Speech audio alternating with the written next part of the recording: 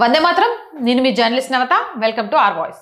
అయోధ్యలో హిందువులు గెలిచారు. ఇప్పుడు బోధ్శాల వివాదంలో కూడా హిందువులు గెలిచారు, గెలిచినట్టే.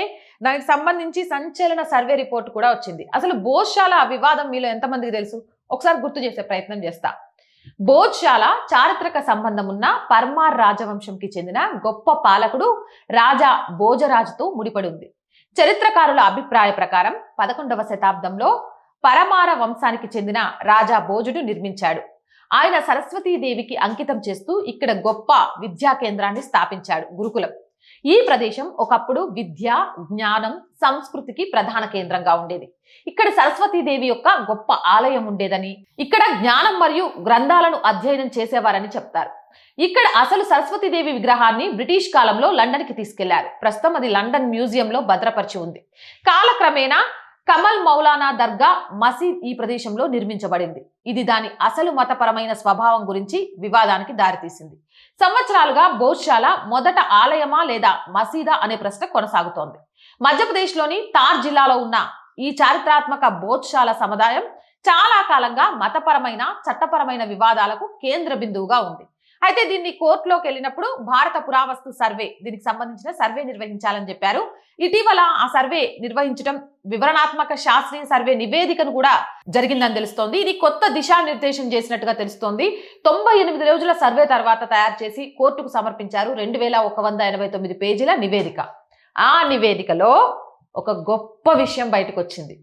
బోధ్శాల ఒక పురాతన సరస్వతి ఆలయం అని బలమైన ఆధారాలు అందిస్తోంది. ఈ నివేదిక హిందూ పక్షం వాదులకు కీలకమైన మద్దతుగా పరిగణించబడుతోంది. బోధ్శాలలో పురాతన ఆలయం ఉన్నట్లు శాస్త్రీయ సర్వేలో స్పష్టమైన ఆధారాలు వెల్లడయ్యాయి.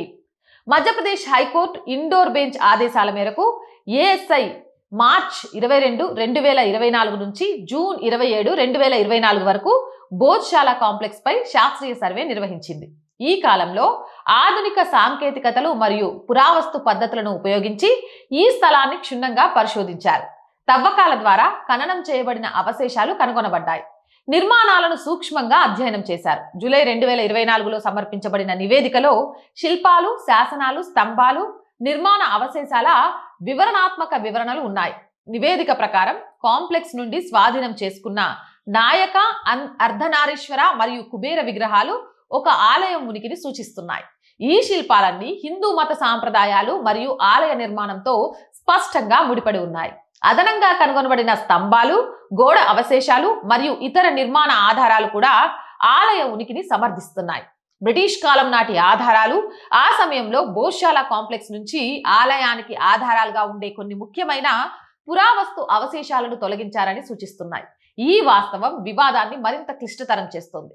సుప్రీంకోర్టు ఆదేశాలను అనుసరించి మార్చి 16 నాటికి ఏఎస్ఐ నివేదికను అధ్యయనం చేసి వారి వాదనలు, అభ్యంతరాలను సమర్పించాలని హైకోర్టు 2 పార్టీలను ఆదేశించింది. ఆ తర్వాత వివరణాత్మక విచారణ జరుగుతుంది. అది బోధ్శాల చారిత్రక మరియు మతపరమైన ప్రాముఖ్యత యొక్క తుది ఫలితాన్ని నిర్ణయిస్తుంది. ఏఎస్ఐ సర్వేలో మాత్రం అది పురాతన హిందూ ఆలయం అని చెప్పడానికి ఆనవాళ్లు దొరికినట్టుగా తెలుస్తోంది. అది కోర్టులో సమర్పించిన తర్వాత ఖచ్చితంగా అది మసీదు కాదు, మందిరం అని అక్కడ మళ్ళీ అయోధ్యలో రాములవారి తరహాలో సరస్వతీ మాతను ప్రతిష్ఠించుకొని గొప్పగా పూజలు చేసుకోవడానికి అవకాశం లభిస్తుంది. నాకైతే చాలా సంతోషంగా ఉంది. మీకు ఎలా ఉంది అనేది కామెంట్ సెక్షన్ లో పెట్టండి. మోర్ వీడియోస్ కోసం or group of channels, or voice, or political, or Samskruthi channels ని వెంటనే సబ్స్క్రైబ్ చేయండి. కంటెంట్ బాగుంది అనిపిస్తే లైక్ చేయండి, షేర్ చేయండి.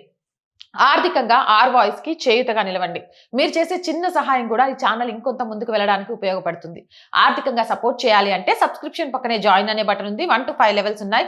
ఏదో ఒక లెవెల్లో సపోర్ట్ చేయండి. లేదా స్క్రీన్ మీద గూగుల్ పే, ఫోన్ పేతో పాటు అకౌంట్ డీటెయిల్స్ ఉన్నాయి. మీకు తోచిన సహాయాన్ని అందించండి. వ్యాపార ప్రకటనల కోసం 8328 500 576 నెంబర్ని సంప్రదించండి. జై హింద్, జై భారత్.